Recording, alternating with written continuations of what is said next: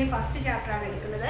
First ചാപ്റ്ററിൻ്റെ പേര് early societies. അതിനകത്തിലെ ആദ്യത്തെ ടോപ്പിക്കാണ് എടുക്കുന്നത് from the beginning of the time. അതായത് മനുഷ്യ പരിണാമ ഘട്ടത്തിൻ്റെ വിവിധ വശങ്ങൾ, ആർക്കിയോളജിസ്റ്റുകൾ എങ്ങനെയാണ് മനുഷ്യൻ്റെ പരിണാമ ചരിത്രത്തെ പറ്റിയുള്ള വസ്തുതകൾ ശേഖരിച്ചെടുത്തത് എന്നീ കാര്യങ്ങളാണ് ഈ ചാപ്റ്ററിൽ പഠിക്കുന്നത്.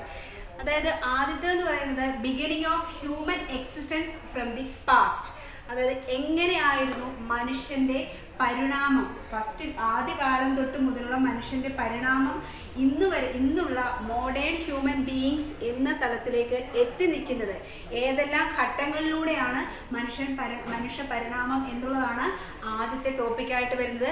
അതിനുശേഷം രണ്ടാമത്തെ ടോപ്പിക്കിൽ വരുന്നത് ആർക്കിയോളജിസ്റ്റുകൾ എങ്ങനെയാണ് മനുഷ്യ പരിണാമ ഘട്ടം പഠിച്ചത്, ഏതെല്ലാം റിസോഴ്സസിലൂടെയാണ് അവർ മനുഷ്യ പരിണാമ ഘട്ടത്തെ കുറിച്ചുള്ള വസ്തുതകൾ മനസ്സിലാക്കിയത്, എവിഡൻസുകൾ കളക്ട് ചെയ്ത് എങ്ങനെയാണ് എന്നുള്ളതാണ് ആദ്യത്തെ ടോപ്പിക്ക് വരുന്നത്. അപ്പോൾ അതിനു മുമ്പേ നമ്മൾ അറിഞ്ഞിരിക്കേണ്ട ഒരു വിഭാഗമാണ് archaeologist, archaeological survey of India. അപ്പോൾ എന്താണ് ആർക്കിയോളജിസ്റ്റ്? ആർക്കിയോളജിസ്റ്റ് എന്ന് പറഞ്ഞാൽ പുരാവസ്തു ഗവേഷകർ, ചരിത്ര അന്വേഷികൾ, ചരിത്രത്തെപ്പറ്റി വിവിധ എവിഡൻസസിലൂടെ കാര്യങ്ങൾ ശേഖരിച്ച് നമുക്ക് വ്യക്തമായിട്ടുള്ള ഒരു പഠന വിധേയമാക്കിയ വ്യക്തമായ കാഴ്ചപ്പാടുകൾ നൽകുന്നവരെയാണ് പുരാവസ്തു ഗവേഷകർ അല്ലെങ്കിൽ ആർക്കിയോളജിസ്റ്റ് എന്ന് പറയുന്നത്. അതിനു വേണ്ടിയിട്ട് ഇന്ത്യയിൽ നിലനിൽക്കുന്ന സ്ഥാപനമാണ് ആർക്കിയോളജിക്കൽ സർവേ ഓഫ് ഇന്ത്യ. ഇതിൻ്റെ ആസ്ഥാനം ഡൽഹിയിലാണ്. ഇങ്ങനെയാണ് പുരാവസ്തു ഗവേഷകർ അല്ലെങ്കിൽ ആർക്കിയോളജിസ്റ്റ് മനുഷ്യ പരിണാമ ചരിത്രത്തെ പറ്റി പഠിക്കുന്നതിന് വേണ്ടിയിട്ടുള്ള എവിഡൻസുകൾ കളക്ട് ചെയ്തത്. ഹ്യൂമൻ ബീയിങ്സിൻ്റെ ബോൺസ്, അതുപോലെ തന്നെ സ്റ്റോൺ ട്യൂൾസ്, കേവ് പെയിൻറ്റിങ്സ് എന്നിവയിൽ നിന്നുമാണ് ഈ റിസോഴ്സസ്, ഈ സ്രോതസ്സുകളിൽ നിന്നുമാണ് മനുഷ്യ പരിണാമ ചരിത്രത്തിൻ്റെ പഠനത്തിന് വേണ്ടിയിട്ടുള്ള കാര്യങ്ങൾ, വസ്തുതകൾ അവർ ഗ്രഹിച്ചെടുത്തത്. അതായത് ഹ്യൂമൻ ബീയിങ്സിൻ്റെ വിവിധ തരത്തിലുള്ള ശാരീരികമായിട്ടുള്ള ഭാഗങ്ങൾ, അല്ലെങ്കിൽ എക്സാമ്പിൾ പറയുകയാണെങ്കിൽ ബോൺസ്, അതുപോലെ തന്നെ ഹെയർ, ഇങ്ങനെയൊക്കെയുള്ള ഭാഗങ്ങൾ. അതുപോലെ തന്നെ അടുത്തതെന്ന് പറഞ്ഞാൽ മനുഷ്യൻ അന്നത്തെ കാലഘട്ടങ്ങളിൽ ഉപയോഗിച്ചിരുന്ന ട്യൂൾസ്, പ്രധാനമായിട്ടും സ്റ്റോൺ ട്യൂൾസ് ആയിരുന്നു ആദിമ മനുഷ്യർ ഉപയോഗിച്ചത്. ആദ്യഘട്ടങ്ങളിൽ അവർ കല്ലുകൾ ഉപയോഗിച്ച് പരസ്പരം ഫൈറ്റ് ചെയ്യാനല്ലായിരുന്നു, വന്യമൃഗങ്ങളിൽ നിന്നും രക്ഷ നേടുന്നതിന് വേണ്ടിയിട്ടായിരുന്നു മനുഷ്യൻ ആദ്യമായിട്ട് ടൂൾസ് ഉപയോഗിച്ചത്. ഇന്നത്തെ ആയുധങ്ങൾ എന്ന് പറയുന്ന ഒരു കാറ്റഗറിയിലേക്ക് എത്തിച്ചേർന്നതിൻ്റെ ഒരു ആദ്യ തുടക്കം എന്ന് പറയുന്നത് ടൂൾസ് ആയിരുന്നു. അതിനുശേഷം അവർ ആ ടൂൾസിനെ, സ്റ്റോണിനെ തന്നെ മിനുക്കി കൂർപ്പിച്ച് അങ്ങനെ ഒരു രീതിയിലേക്ക്, പല രീതിയിലേക്ക് ഒരു മാറ്റം വരുത്തി അവർ ആയുധങ്ങൾ ഉപയോഗിച്ചു വന്യമൃഗങ്ങളിൽ നിന്ന് രക്ഷ നേടുന്നതിന് വേണ്ടിയിട്ട്. അതിനുശേഷം കേവ് പെയിൻറ്റിങ്സ്, അന്നത്തെ മനുഷ്യർ ഗുഹാചിത്രങ്ങൾ വരച്ചിരുന്നു. അത് പ്രധാനമായിട്ട് കമ്മ്യൂണിക്കേഷൻ അല്ലെങ്കിൽ ആശയവിനിമയത്തിന് വേണ്ടി തന്നെയായിരുന്നു. അല്ലാതെ അവരുടെ ഒരു കലാവൈദഗ്ധ്യം തെളിയിക്കുന്നതിന് വേണ്ടിയിട്ടൊന്നും അല്ലായിരുന്നു. അവർ അന്ന് ആശയവിനിമയത്തിന് വേണ്ടിയിട്ടായിരുന്നു ഗുഹാചിത്രങ്ങൾ ഉപയോഗിച്ചത്. പിന്നെ അന്നത്തെ മനുഷ്യരുടെ ബോൺസിൽ നിന്നും കാര്യങ്ങൾ മനസ്സിലാക്കാനായിട്ട് സാധിക്കും. മനുഷ്യൻ പ്രധാനമായിട്ടും ആഹാരത്തിന് വേണ്ടിയിട്ട് ഉപയോഗിച്ചിരുന്ന ഒരു തൊഴിൽ എന്ന് പറയുന്നത്, തൊഴിലായിട്ട് ഇന്ന് അതിനെ നമ്മൾ തൊഴിൽ എന്ന് പറയുന്ന കാറ്റഗറി ഉൾപ്പെടുത്തുമെങ്കിലും ജീവിക്കാൻ വേണ്ടിയുള്ള പോരാട്ടം എന്ന ഡാർവിൻ്റെ സിദ്ധാന്തത്തിൽ നിന്ന് നമുക്ക് മനസ്സിലാക്കാം. കോമ്പറ്റീഷൻ ഫോർ എക്സിസ്റ്റൻസ്, അതിൻ്റെ ഭാഗമായിട്ടായിരുന്നു അവൻ ഹണ്ടിങ് നടത്തിയത്. അതായത് വന്യമൃഗങ്ങളെ വേട്ടയാടി പിടിച്ച് അവന് വേണ്ടിയിട്ടുള്ള ആഹാരം അവൻ കണ്ടെത്തി. അതുപോലെ തന്നെ മറ്റൊരു gathering of food from plants, അതായത് ഭക്ഷ്യവസ്തുക്കൾ പ്ലാന്റ്സിൽ നിന്നും സസ്യങ്ങളിൽ നിന്നും ശേഖരിച്ചും അവൻ്റെ വിശപ്പടക്കിയിരുന്നു.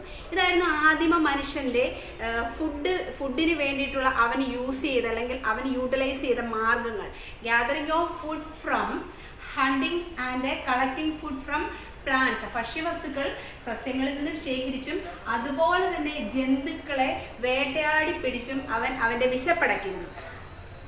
പിന്നീട് അവൻ പഠിച്ച മറ്റുള്ള കാര്യങ്ങൾ അവൻ സ്വയം, ഇദ്ദേഹം പറയുന്നത് പോലെ ചാൾസ് ഡാർവിൻ്റെ കോമ്പറ്റീഷൻ ഫോർ എക്സിസ്റ്റൻസ്, ജീവിക്കാൻ വേണ്ടിയുള്ള അല്ലെങ്കിൽ ജീവിതം മുന്നോട്ട് നയിക്കാനുള്ള ആ ഒരു നിലനിൽപ്പിന് വേണ്ടിയുള്ള പോരാട്ടം, അതാണ് ശരിക്കും നിലനിൽപ്പിന് വേണ്ടിയിട്ടുള്ള ഒരു പോരാട്ടം എന്നതിലൂടെ അവൻ പതുക്കെ പഠിച്ച കാര്യങ്ങൾ എന്തൊക്കെയെന്ന് ചോദിച്ചു കഴിഞ്ഞാൽ, അവൻ സ്റ്റോൺ ടൂൾസ് നിർമ്മിച്ചു. അതിനുശേഷം അവൻ കമ്മ്യൂണിക്കേറ്റ് ചെയ്യാനായിട്ട് തുടങ്ങി, പരസ്പരം ആശയവിനിമയം നടത്താനായിട്ട് ഉപയോഗിച്ചു. തുടങ്ങി. അതായത് ഈ ആശയവിനിമയം എന്ന് പറയുമ്പോൾ നമ്മൾ ഇന്ന് കാണുന്ന രീതിയിലുള്ള സംസാര രീതി ആയിരുന്നില്ല. അവൻ ഉപയോഗിച്ച മാർഗം എന്ന് പറയുന്നത് ആംഗ്യ ഭാഷയായിരുന്നു അവൻ ഉപയോഗിച്ച്. അതിനുശേഷം പതുക്കെ പതുക്കെ പതുക്കെ ഇന്നത്തെ സംസാര ഭാഷയിലേക്ക് എത്തി നിൽക്കുന്നു. ഇത്രയുമായിരുന്നു അവൻ പതുക്കെ പതുക്കെ പഠിച്ചിരുന്ന മറ്റു മാർഗങ്ങൾ എന്ന് പറയുന്നത്. മനുഷ്യൻ ഹണ്ടിങ് ചെയ്തിരുന്നു, അല്ലെങ്കിൽ അവൻ ഫുഡിന് വേണ്ടിയിട്ട് വേട്ടയാടിയിരുന്നു എന്നൊക്കെ മനസ്സിലാക്കാൻ ഇന്നും തെളിവുകളുണ്ട്. അതിൻ്റെ ഒരു തെളിവെന്ന് പറയുന്നത് നമുക്ക് ആൻഡമാൻ ഐലൻഡിൽ, അതായത് ബേ ഓഫ് ബംഗാളിലെ ആൻഡമാൻ ഐലൻഡിലെ സെന്റിനൽസ് എന്ന് പറയുന്ന ഒരു വിഭാഗമുണ്ട്. ഇന്നും അവർ വേട്ടയാടി പിടിച്ച ആ ഒരു ആദിമ മനുഷ്യൻ്റെ ഏകദേശം ആ രീതിയിൽ ജീവിക്കുന്ന ഒരു കൂട്ടമാണ് ഇന്നും സെന്റിനൽസ് എന്ന് പറയുന്നത്. ആദിമ മനുഷ്യനെ പോലെയുള്ള ഒരു ഹണ്ടർ ഗ്യാതേർഡ് സൊസൈറ്റീസ് ആണ് സെന്റിനൽസ് എന്ന് പറയുന്നത് ആൻഡമാൻസിൽ. അപ്പോൾ അതിൽ ഇതൊരു എവിഡൻസ് ആയിട്ട് നമുക്ക് കണക്കാക്കാം. അതായത് ആദിമ മനുഷ്യൻ ഫുഡ് ഗ്യാദർ ചെയ്ത് ഹണ്ടിങ്ങിലൂടെ ഫുഡ് ഗ്യാദർ ചെയ്തു എന്ന് പറയുന്ന ഒരു എവിഡൻസ് ആയിട്ട് ഈ സെന്റിനൽസ് എന്ന് പറയുന്ന ഈ വിഭാഗത്തെ നമുക്ക് കണക്കാക്കാനായിട്ട് സാധിക്കും. ഇനി നമ്മൾ നെക്സ്റ്റ് എങ്ങനെയാണ് ആർക്കിയോളജിസ്റ്റ് എങ്ങനെയാണ് ഈ മനുഷ്യ പരിണാമ ചരിത്രത്തെ പറ്റിയുള്ള പഠനങ്ങൾ നടത്തി എവിഡൻസുകൾ കണ്ടെത്തി നമുക്ക് സ്റ്റഡി ചെയ്യാനുള്ള ഒരു മാർഗമാക്കി മാറ്റിയത് എങ്ങനെയാണ് എന്നുള്ളതാണ് അടുത്ത ഒരു വിഭാഗം എന്ന് പറയുന്നത്. അതിനായിട്ട് ആർക്കിയോളജിസ്റ്റ് ഇന്നും നിലനിൽക്കുന്ന കാര്യം തന്നെയാണ്. ആർക്കിയോളജിസ്റ്റ് പ്രധാനമായിട്ടും ഉപയോഗിക്കുന്നത് ഫോസിൽസ് ഡേറ്റിംഗ് ആണ്. ഫോസിൽസ് ഡേറ്റിംഗ് എന്ന് പറഞ്ഞാൽ നിങ്ങൾ കെമിസ്ട്രിയിലൊക്കെ പഠിക്കുന്ന ഒരു കാര്യമാണ്. ഡേറ്റിംഗ് എന്ന് പറയുന്നത് ഒരു സയൻറ്റിഫിക് ആയിട്ടുള്ള ഒരു മെത്തേഡാണ്. ഈ ഫോസിൽസ് ഡേറ്റിംഗ് എന്ന് പറഞ്ഞാൽ ഫോസിലുകളുടെ കാലപ്പഴക്ക നിർണയം എന്നാണ് അതിൻ്റെ ഒരു മലയാള അർത്ഥം എന്ന് പറയുന്നത്. ഫോസിലുകളുടെ കാലപ്പഴക്ക നിർണയത്തിലൂടെ മനുഷ്യ വിഭാഗങ്ങളെ കുറിച്ച്, അതായത് ആദിമ മനുഷ്യൻ മുതൽ നിയാണ്ടർതാൽ മനുഷ്യൻ മുതൽ മോഡേൺ ഹോമോസാപ്പിയൻസ് വരെയുള്ള ഒരു മനുഷ്യ വിഭാഗത്തിലേക്ക് എത്തിച്ചേർന്ന ആ ഒരു പഠന വിധേയമാക്കിയത് എങ്ങനെയെന്ന് ചോദിച്ചാൽ, അല്ലെങ്കിൽ ആ പഠനത്തിലേക്ക് എത്തിച്ചേർന്ന മെത്തേഡ് ഏതെന്ന് ചോദിച്ചാൽ ഫോസിൽ ഡേറ്റിംഗ് ആയിരുന്നു. ഫോസിൽ ഡേറ്റിംഗ് പ്രധാനമായിട്ടും 2 രീതിയിൽ ചെയ്യാനായിട്ട് സാധിക്കും. അതെങ്ങനെയെന്ന് വെച്ച് കഴിഞ്ഞാൽ കെമിക്കൽ അനാലിസിസ്, അതായത് ഈ കിട്ടുന്ന ഫ്രാഗ്മെന്റ്സ് ആണെങ്കിലും സ്റ്റോൺ ട്യൂൾസ് ആണെങ്കിലും ഒക്കെ ഡയറക്റ്റ് ആയിട്ട് കെമിക്കൽ അനാലിസിസിലൂടെ ഫോസിൽ ഡേറ്റിംഗ് ചെയ്യാം. അതുപോലെ തന്നെ ഇൻഡയറക്ട്ലി ഡേറ്റിംഗ് ദി സെഡിമെന്റ്സ്, അതായത് അവിടെ നിന്ന് കിട്ടുന്ന അവസാദങ്ങളെ ഇൻഡയറക്റ്റ് ആയിട്ട് ഡേറ്റിംഗ് നടത്തിയും ഫോസിൽ അനാലിസിസ് അല്ലെങ്കിൽ ഫോസിൽ ഡേറ്റിംഗ് ചെയ്യാം. ഈ ഫോസിൽ ഡേറ്റിങ്ങിനൊരു പ്രധാനമായിട്ട് ഈ ഫോസിൽ ഡേറ്റിങ്ങിലൂടെ ഈ ചരിത്രകാരന്മാർ പ്രധാനമായിട്ടും ഫോസിൽ ഡേറ്റിങ്ങിനെ എന്തിനാണ് ആശ്രയിക്കുന്നത്? ചരിത്രകാരന്മാരല്ല, ആർക്കിയോളജിസ്റ്റ് എന്തുകൊണ്ടാണ് ഫോസിൽ ഡേറ്റിങ്ങിനെ ആശ്രയിക്കുന്നത് എന്ന് ചോദിച്ചാൽ, ഒരു വട്ടം ഫോസിൽ ഡേറ്റിങ്ങിന് വിധേയമാക്കുന്ന ഒരു വസ്തുവിൽ നിന്നും അതിൻ്റെ ഒരുപാട് വർഷത്തെ ചരിത്രത്തെ പഠിക്കാനായിട്ട് സാധിക്കുന്നു എന്നുള്ളതാണ് ഫോസിൽ ഡേറ്റിങ്ങിൻ്റെ ഏറ്റവും പ്രധാനപ്പെട്ട പ്രത്യേകത. ഇപ്പോൾ ഫോസിൽ ഡേറ്റിംഗ് പഠിക്കുമ്പോൾ നമ്മൾ അതിൽ ഏറ്റവും ഇമ്പോർട്ടൻ്റ് ആയിട്ടുള്ള മറ്റൊരു കാര്യം പഠിക്കേണ്ടതായിട്ടുണ്ട്. എന്താണ് ഫോസിലുകൾ? നിങ്ങൾ ഒരുപാട് വട്ടം ചെറിയ ക്ലാസ്സുകളിലൊക്കെ പഠിച്ചിട്ടുള്ളതാണ് എന്താണ് ഫോസിലുകൾ എന്നുള്ളത്. അതുകൊണ്ട് തന്നെ നമ്മൾ ആ ഫോസിലുകൾക്ക് ഒരു ചെറിയ ഡെഫിനിഷൻ നിങ്ങൾ അറിഞ്ഞിരിക്കേണ്ടതായിട്ടുണ്ട്. Fossils are the remains or impression of a very old plant, animals and human. അതായത് അവശേഷിപ്പുകൾ, അതായത് ഒരുപാട് കാലത്തെ പഴക്കമുള്ള പ്ലാന്റ്സ്, ഹ്യൂമൻ, ആനിമൽസ് എന്നിവയുടെ അവശിഷ്ടങ്ങളെയാണ് എന്ത് വിളിക്കുന്നത്? ഫോസിലുകൾ എന്ന് വിളിക്കുന്നത്. ഈ ഫോസിലുകൾ എന്ന് പറയുന്നത് they are embedded with rocks, അതായത് റോക്സിനോട് ചേർന്ന് നിലനിൽക്കുന്നതിനാൽ, അതുമായിട്ട് പൊതിഞ്ഞ് നിലനിൽക്കുന്നതിനാൽ തന്നെ ഈ ഫോസിലുകൾക്ക് യാതൊരു വിധത്തിലുള്ള ഒരു നാശവും സംഭവിക്കുന്നില്ല. മില്യൺസ് ഓഫ് ഇയേഴ്സ് അവ നിലനിൽക്കുന്നു എന്നുള്ളതാണ് ഫോസിലുകളുടെ പ്രത്യേകത. അതുകൊണ്ട് തന്നെയാണ് ആർക്കിയോളജിസ്റ്റുകൾ ഒരു വസ്തുവിൻ്റെ അല്ലെങ്കിൽ ഒരു വർഗത്തിൻ്റെ എന്തിൻ്റെ ആയാലും ചരിത്രം പഠിക്കുന്നതിന് വേണ്ടിയിട്ട് ഫോസിൽ ഡേറ്റിങ്ങിനെ പ്രധാനമായിട്ടും ആശ്രയിക്കുന്നത്. അപ്പം നിങ്ങളുടെ ഫോസിൽ ഡേറ്റിംഗ് ഏതെല്ലാം വിധത്തിൽ ചെയ്യുന്നു എന്ന് പഠിക്കണം. എന്താണ് ഫോസിലുകൾ? നിങ്ങളൊരു ഡെഫിനിഷൻ തീർച്ചയായിട്ടും ഫോസിലുകളുടെ പഠിച്ചേ പറ്റത്തുള്ളൂ. അപ്പം അത് നിങ്ങൾക്ക് പരീക്ഷയ്ക്ക് ചോദിക്കാവുന്ന കാറ്റഗറിയാണ്. അതുപോലെ തന്നെ പുസ്തകം വ്യക്തമായിട്ട് വായിക്കുക. ഇമ്പോർട്ടൻ്റ് ആയിട്ടുള്ള ടോപ്പിക്സ് ചേർത്തിട്ടായിരിക്കും ഒരു വീഡിയോ തയ്യാറാക്കുന്നത്.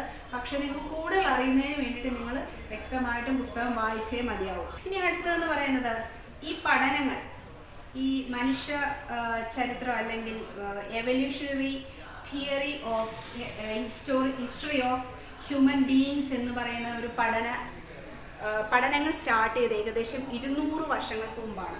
അപ്പം നമുക്ക് ആദ്യമായിട്ട് നിങ്ങൾ നിയാണ്ടത്താൽ മനുഷ്യനെ കണ്ടിട്ടുണ്ട്. ആദ്യം വിഭാഗത്തിൽപ്പെട്ട മനുഷ്യരാണ് നിയാണ്ടത്താൽ മനുഷ്യർ എന്നൊക്കെ നിങ്ങൾ പഠിച്ചിട്ടുണ്ട്.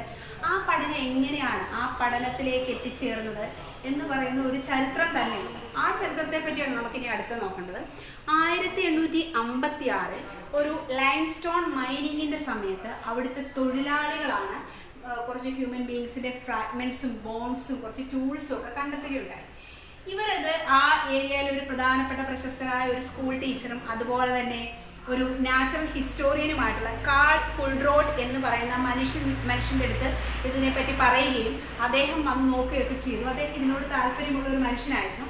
ഇദ്ദേഹം ഇതൊക്കെ കളക്ട് ചെയ്തിട്ട് എന്താണ് ഹെർമൻ സ്കാഫോസൺ എന്ന് പറയുന്ന ഒരു അനാട്ടമി പ്രൊഫസറിലേക്ക് എത്തിച്ചു. അങ്ങനെ രണ്ട് വ്യക്തികൾ അപ്പോൾ അതിനെപ്പറ്റി പഠിക്കണം, ഇതെന്താണ്, ഇത് ഹ്യൂമൻ ബീങ്സിൻ്റെ അല്ലെങ്കിൽ പഴയകാല മനുഷ്യരുടെ അവശിഷ്ടങ്ങളാണ് എന്നവർക്ക് മനസ്സിലാക്കി അവർ അതിനെപ്പറ്റി കൂടുതൽ കാര്യങ്ങൾ പഠിച്ചു. അങ്ങനെ ഒരു പേപ്പർ അവർ പബ്ലിഷ് ചെയ്തു. പക്ഷേ ആ കാലത്തെ ജനങ്ങളും ആ കാലത്തെ സ്കോളേഴ്സും ഇതിനെ ഒപ്പോസ് ചെയ്തു. എന്ന് വെച്ചാൽ അവരിതിനെ അംഗീകരിക്കാൻ തയ്യാറായില്ല. ഈ പേപ്പറിനെ അംഗീകരിക്കാൻ അവർ തയ്യാറായില്ല. എന്തുകൊണ്ടെന്നാൽ അന്നത്തെ പഴയ ബൈബിള്, പണ്ടത്തെ ബൈബിളിൽ പറഞ്ഞിരുന്നത് എന്താണെന്ന് വെച്ച് കഴിഞ്ഞാൽ ഈ ഹ്യൂമൻ ബീയിങ് എന്ന് പറയുന്ന ക്രിയേഷൻ ഓഫ് ഗോഡ് എന്ന് പറയുന്ന ഒരു തത്വത്തിലായിരുന്നു ബൈബിളിൻ്റെ പഴയ നിയമത്തിൽ വ്യക്തമായിട്ട് പറഞ്ഞിരിക്കുന്നത്. അപ്പം ആ കാലത്തെ ജനങ്ങൾക്ക് അതിൽ നിന്നും മാറി ചിന്തിക്കുന്നതിന് താല്പര്യം ഉണ്ടായിരുന്നില്ല. നമുക്കറിയാവുന്നതാണ് ലാവോസിയെ പോലെയുള്ള പിന്നെ ശാസ്ത്രജ്ഞന്മാരെ വിഷം കൊടുത്ത് കൊന്ന എന്താ പറയുക അന്നത്തെ ഭരണാധികാരികൾ അങ്ങനെയുള്ള സയൻറ്റിഫിക് ആയിട്ടുള്ള കാര്യങ്ങളെ പോലും ഉൾക്കൊള്ളാൻ തയ്യാറാവാതെ ശാസ്ത്രജ്ഞന്മാരുടെ കണ്ടെത്തലുകളെ ഡെവിൾസിൻ്റെ അറ്റാക്കായിട്ടും അല്ലെങ്കിൽ മറ്റുള്ള രീതിയിലേക്കൊക്കെ വിലയിരുത്തപ്പെട്ട ഒരു കാലത്താണ് ഇവർക്ക് ഈ കണ്ടെത്തലുകൾ നടത്തുന്നത്. അതുകൊണ്ട് തന്നെ ഈ ക്രിയേഷൻ ഓഫ് ഗോഡ് ബൈബിളിൻ്റെ പഴയ നിയമത്തിൽ പറഞ്ഞിരുന്ന human beings R creation of God എന്ന് പറയുന്ന ആ ഒരു തത്വത്തിൽ നിന്ന് മാറി ചിന്തിക്കാനായിട്ട് മനുഷ്യന് കഴിഞ്ഞില്ല. അതേപോലെ തന്നെ അന്നത്തെ സ്കോളേഴ്സും ഇതിനെ സപ്പോർട്ട് ചെയ്തില്ല. അവർ ഈ പേപ്പറെ തള്ളിക്കളഞ്ഞു. അവർ പറഞ്ഞത് അന്ന് നിലനിന്നിരുന്ന, അതായത് അവരിത് കണ്ടെത്തിയ ആ സമയത്ത് ഈ പേപ്പർ പബ്ലിഷ് ചെയ്ത സമയത്ത് എപ്പോഴൊക്കെയോ നിലനിന്നിരുന്ന മനുഷ്യൻ്റെ അവശിഷ്ടങ്ങൾ തന്നെയാണത്, അത് ആദിമ മനുഷ്യരുടെ അവശിഷ്ടങ്ങളല്ല എന്ന് അവർ നിരന്തരം പറഞ്ഞുകൊണ്ടിരുന്നു. അങ്ങനെ ആ പേപ്പർ തള്ളിപ്പോയി എന്ന് തന്നെ പറയാം. അതിനുശേഷം നമുക്ക് വന്ന മറ്റൊരു സയൻറ്റിസ്റ്റ്, അതിന് ശേഷം വന്നതല്ല, അദ്ദേഹം ഫാദർ ഓഫ് എവല്യൂഷന് ശേഷം വന്നൊന്നും പറയാൻ പറ്റത്തില്ല. ഇവർക്കൊക്കെ മുമ്പ് തന്നെ ഒരുപാട് പഠനങ്ങൾ നടത്തി. ഗാലപ്പഗോസ് ദ്വീപിൽ വെച്ചിട്ടായിരുന്നു ചാൾസ് ഡാർവിൻ്റെ പരിണാമ സിദ്ധാന്തവുമായിട്ടുള്ള ആ ഒരു പഠനങ്ങൾ നടന്നത്. അദ്ദേഹം ഉപയോഗിച്ചിരുന്ന, അതായത് പരിണാമ സിദ്ധാന്തങ്ങൾക്ക് വേണ്ടിയിട്ട് ഉള്ള യാത്രകൾ നടത്തുന്നതിന് വേണ്ടിയിട്ട് അദ്ദേഹം ഉപയോഗിച്ചിരുന്ന കപ്പലിൻ്റെ പേരായിരുന്നു HMS ബീഗിൾ എന്നറിയപ്പെടുന്നത്. അപ്പം ഈ ഫാദർ ഓഫ് എവല്യൂഷൻ, പരിണാമ സിദ്ധാന്തത്തിൻ്റെ പിതാവ്, അതുപോലെ തന്നെ എവല്യൂഷണറി തിയറി എന്ന് പറഞ്ഞ ചാൾസ് ഡാർവിൻ്റെ മാത്രം തിയറിയാണ്. അപ്പം ഈ തിയറിയിലൊക്കെ ഒരുപാട് പഠനങ്ങൾക്ക് ഇവർക്കൊക്കെ മുമ്പേ തന്നെ ഒരുപാട് പഠനങ്ങൾ നടത്തി അദ്ദേഹം ഒരു ബുക്ക് തന്നെ പ്രസിദ്ധീകരിച്ചു. അത് ഏത് വർഷം എന്നുള്ളത് നിങ്ങൾ ശ്രദ്ധിച്ചോണം. 1859 November 24 Charles Darwin father of evolutionary theory അല്ലെങ്കിൽ ഫാദർ ഓഫ് എവല്യൂഷൻ എന്ന് വിളിക്കുന്ന Charles Darwin the origin of species എന്ന ബുക്ക് പബ്ലിഷ് ചെയ്തു. 1859 Charles Darwin origin of species എന്ന ബുക്ക് പബ്ലിഷ് ചെയ്തു. ഈ ബുക്കിനെ നമുക്ക് എന്ത് വിളിക്കാം? Landmark in the study of evolution, മനുഷ്യ പരിണാമ ചരിത്രത്തിലേക്കുള്ള ഒരു നാഴിക കല്ല് എന്ന് അന്നത്തെ ശാസ്ത്രജ്ഞന്മാർ ആ ബുക്കിനെ വിളിച്ചു. Landmark in the study of evolution, മനുഷ്യ പരിണാമ ചരിത്രത്തിലേക്കുള്ള നാഴിക കല്ല് എന്ന് ആ ബുക്കിനെ അന്നത്തെ ശാസ്ത്രജ്ഞന്മാർ വിളിച്ചു. അതുപോലെ തന്നെ ഇദ്ദേഹം ആർഗ്യൂ ചെയ്തൊരു സംഗതിയുണ്ട്. അതായത് ഈ മനുഷ്യൻ എന്ന് പറയുന്ന ഒരു ഇന്നത്തെ മോഡേൺ മാൻ എന്ന് പറയുന്ന ഒരു രൂപത്തിലേക്ക് മനുഷ്യൻ എത്തിച്ചേർന്ന് ഒരുപാട് പരിണാമത്തിൽ നിന്നുമാണ്. ഈ പരിണാമം ജന്തുക്കളിൽ നിന്ന് തുടങ്ങുന്നു എന്ന് പറയുന്ന ഒരു കാര്യത്തെ ആ ബുക്കിൽ അദ്ദേഹം നിരന്തരമായിട്ട് ആർഗ്യൂ ചെയ്തുകൊണ്ടിരുന്നു. എന്നിരുന്നാൽ പോലും വളരെ ഒരുപാട് പേര് ഇന്നും പഠനം നടത്തിക്കൊണ്ടിരിക്കുന്ന കുറേ 6-7 മാസങ്ങൾക്ക് മുമ്പ് പോലും ആദിമ മനുഷ്യൻ്റെ എന്തൊക്കെയോ അവശിഷ്ടങ്ങളോ അവരുടെ പെയിൻറ്റിങ്സോ അവരുപയോഗിച്ചിരുന്ന എന്തൊക്കെയോ വസ്തുക്കളോ ഒക്കെ ലഭിച്ചിരുന്നു എന്ന് പറഞ്ഞൊരു വാർത്ത കാണുന്നുണ്ടായിരുന്നു. അപ്പം എന്തൊക്കെ തന്നെ ആയാലും മനുഷ്യൻ്റെ പരിണാമ ചരിത്രം എന്ന് പറയുന്ന ഒരുപാട് പഠനങ്ങൾക്ക് വിധേയമാക്കേണ്ടതാണ്.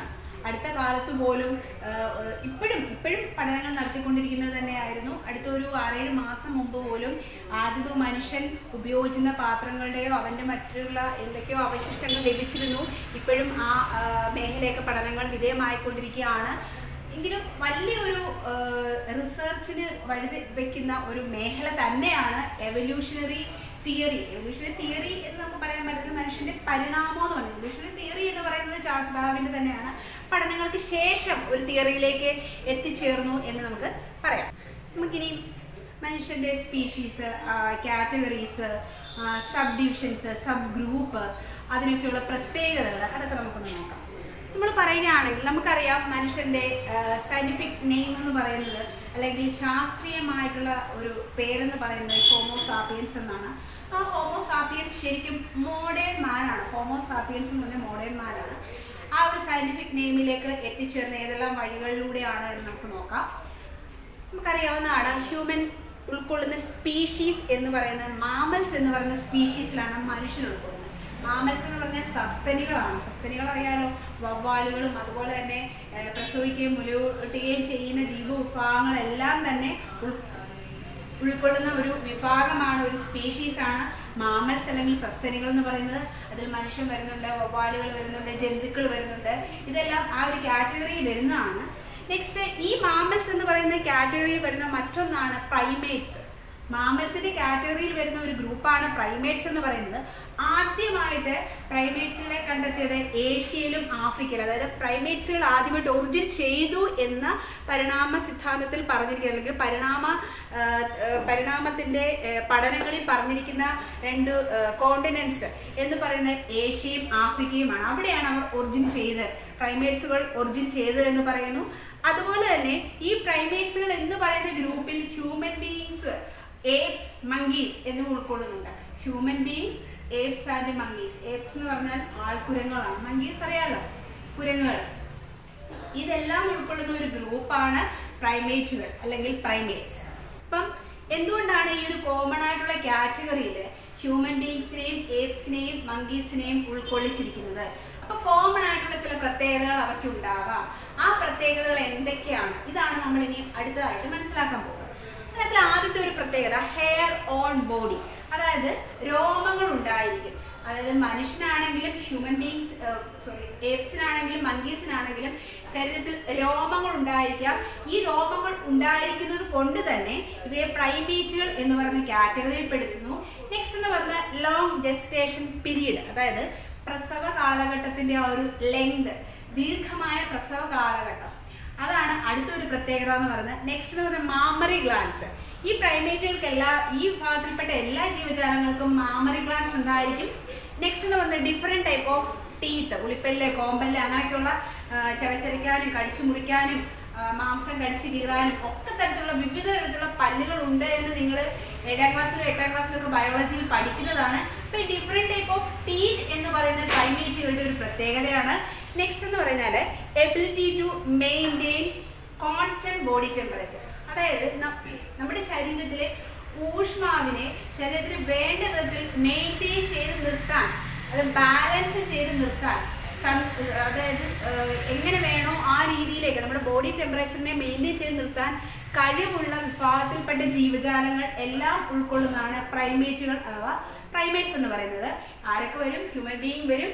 ഏപ്സ് and monkeys are included in this category. പ്രൈമേറ്റുകളുടെ പ്രത്യേകതകളാണ് പറയുന്നത്, അത് പഠിക്കേണ്ടതാണ്. Hair on body, long gestation period, പ്രസവ കാലഘട്ടത്തിന്റെ ഒരു ദൈർഘ്യം, അതുപോലെ തന്നെ mammary glands, different type of teeth, different type വ്യത്യസ്തമായിട്ടുള്ള പല്ലുകൾ ഉൾക്കൊള്ളുന്ന ജീവജാലങ്ങളും ഈ കാറ്റഗറി വരുന്നു. Ability to maintain constant body temperature, ശരീരത്തിലെ ബോഡി ടെമ്പറേച്ചർ ഊഷ്മാവിനെ അത് മെയിൻറ്റെയിൻ ചെയ്ത് ക്രമീകരിച്ച് നിർത്താനുള്ള ഒരു കഴിവുള്ള ജീവജാലങ്ങളെല്ലാം ഈ കാറ്റഗറിയിലാണ് വരുന്നത്. ഇനി പ്രൈമേറ്റുകളുടെ മറ്റു കുറച്ച് സബ് ഗ്രൂപ്പുകൾ വരുന്നുണ്ട്. നമുക്ക് ഇവിടെ പ്രധാനമായിട്ട് 2 സബ് ഗ്രൂപ്പുകളെ കുറിച്ച് പഠിച്ച ശേഷം നമുക്ക് അതൊന്ന് മനസ്സിലാക്കിയ ശേഷം നമുക്ക് സ്റ്റോപ്പ് ചെയ്യാം. കാരണം എന്ന് വെച്ചാൽ ഒരുപാടായാലും നിങ്ങൾക്ക് അത് മനസ്സിലാക്കാനും പഠിക്കാനുമായിട്ട് കൺഫ്യൂഷൻ വരും. അതുകൊണ്ട് അതും കൂടെ നോക്കാം. അതിനകത്തിലെ ആദ്യത്തെ സബ് ഗ്രൂപ്പാണ് ഹോമിനോയിഡ്. ആദ്യത്തെ സബ് ഗ്രൂപ്പ് വരുന്നതാണ് ഹോമിനോയിഡ്, അതായത് പ്രൈമേറ്റ്സ് എന്ന് പറയുന്ന കാറ്റഗറിയിലെ ആദ്യത്തെ സബ് ഗ്രൂപ്പാണ് ഹോമിനോയിഡ്. ഹോമിനോയിഡ്സിൽ വരുന്ന 2 കാറ്റഗറി, മങ്കി ഇല്ലാതെ ഏപ്സും ആൾക്കുരങ്ങുകളും മനുഷ്യരും മാത്രമാണ് ഹോമിനോയിഡ് എന്ന് പറയുന്ന കാറ്റഗറിയിൽ വരുന്നത്. അപ്പം മനുഷ്യരും ആൾക്കുരങ്ങുകൾക്ക് ചില കോമൺ ആയിട്ടുള്ള പ്രത്യേകതകൾ ഉണ്ടായിരിക്കും, അതുകൊണ്ട് തന്നെ ഇവയെ ഈ കാറ്റഗറിയിൽ ഉൾപ്പെടുത്താം. ഇതിനകത്തിൽ ആദ്യം പറയുന്നതെന്ന് വെച്ചാൽ നോ ടെയിൽ, അതായത് വാലില്ല എന്ന് പറഞ്ഞാൽ മങ്കീസിനാകുമ്പോൾ വാലുണ്ടായിരിക്കും. ഈ ഒരു കാറ്റഗറി വരുന്ന ജീവജാലങ്ങൾക്ക് വാലില്ല. No tail is one of the importance in this category. അതായത് ഈ ഹോമിനോയിഡ് എന്ന് പറയുന്ന ഈ കാറ്റഗറിയിൽ പെട്ടവർക്ക് വാലുണ്ടായിരിക്കില്ല. അതുപോലെ തന്നെ ഇവരുടെ ബോഡി സൈസ് എന്ന് പറയുന്നത് വളരെ വലുതായിരിക്കും, വളരെ ലാർജർ ബോഡി. അതാണ് അടുത്തൊരു പ്രത്യേകത. വളരെ വലിയ ഒരു ആകാരത്തോടു കൂടിയ വലുപ്പത്തോടു കൂടിയ ഒരു ബോഡി ആയിരിക്കും ഉള്ളത്. നെക്സ്റ്റ് എന്ന് പറയുന്നത് longer period of infant development and dependency. അതായത് കുട്ടികളെ പ്രസവിച്ച് കുട്ടികളെ നോക്കി അത്രയും ഒരു കാലമൊന്നും മനുഷ്യനറിയാലോ, മനുഷ്യൻ പിന്നെ പ്രസവിച്ച് കഴിഞ്ഞാൽ ആ കുട്ടികളെ അവർ സ്വന്തമായിട്ട് നിൽക്കാൻ ആവുന്ന അത്രയും കാലം കുട്ടികളെ പോറ്റി വളർത്തുന്നു എന്ന് പറയുന്ന ഒരു പ്രത്യേകതയും എന്താണ് ഈ ഹോമിനോയിഡ് എന്ന് പറയുന്ന ഗ്രൂപ്പിൽ പെട്ടവയ്ക്കുണ്ട്. അതുപോലെ തന്നെ ഡിപ്പെൻഡൻസി, ആശ്രയത്വം എന്ന് പറയുന്നത് ഈ വിഭാഗത്തിൽപ്പെട്ട ജീവജാലങ്ങളുടെ പ്രത്യേകതയാണ്.